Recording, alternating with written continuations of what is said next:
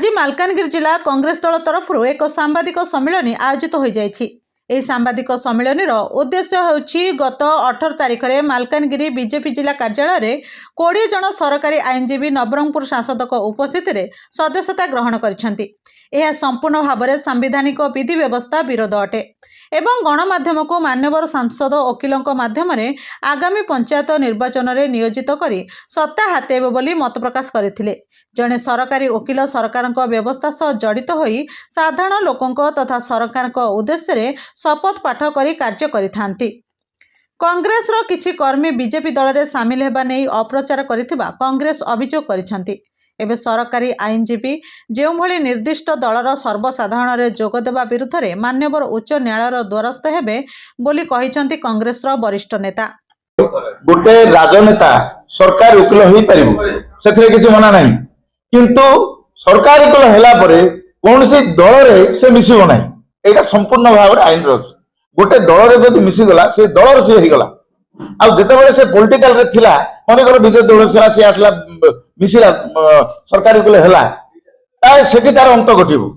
तापर सी समस्त से कम कर पूरा कलेक्टर आगे से ओथ नौ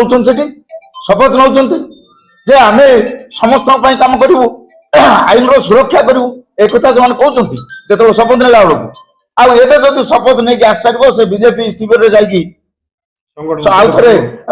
सदस्य ग्रहण कर कौटे किए भी ग्रहण करेंगे गोटे साधारण लोक आज्ञा निश्चित भाव में देखो यहाँ आज जो मध्यम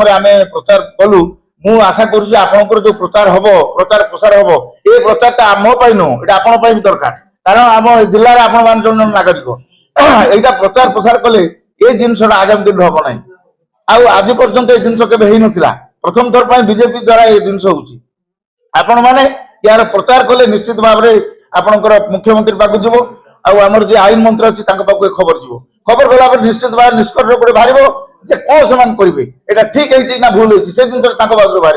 जदि जना पड़ा से दलीय मनोभाव नहीं कम कले आम निश्चित भाव में मान्यवर अदालत रे हाजिर हो केस फाइल कर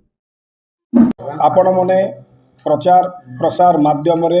केते दिन तले सरकारी वकील भाव नियुक्ति पाई वकील भाई मैंने गत 2 दिन तले बीजेपी ऑफिस रे जुबली भाव में से मैंने वक्तव्य देइछंती जनसाधारण को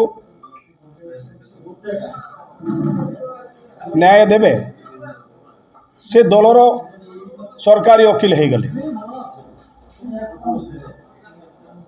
जुबली भाव में वक्तव्य देउतले